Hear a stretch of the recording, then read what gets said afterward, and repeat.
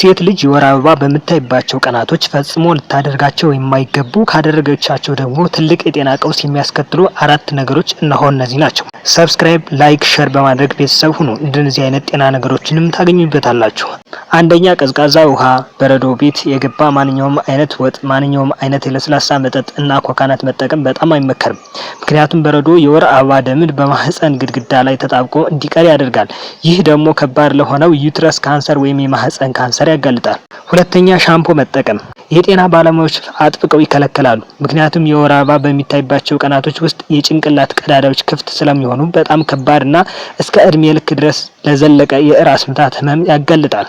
ሶስተኛ፣ ኩኩምበር መመገብ ኩኩምበር በውስጡ የያዘው የትናንሽ ፍሬዎች የወር አበባ በሚመጣበት ወቅት በአግባቡ እንዳይታይ የሚያደርግ ሲሆን ይህ ደግሞ በጣም በማይታሰብ መልኩ ለማህንነት የሚያጋልጥ ነው።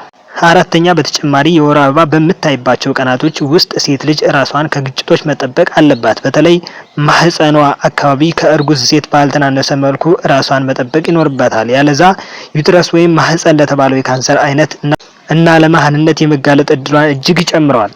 እባክዎን ይሄን ወሳኝ መልእክት ለእናቶች፣ ለሚስቶች፣ ለጓደኞች፣ ለእህቶች፣ ለሴት ልጅ ሸር በማድረግ እንደሚያስቡላቸው ያሳዩ። አንድ ህይወት ያድኑ።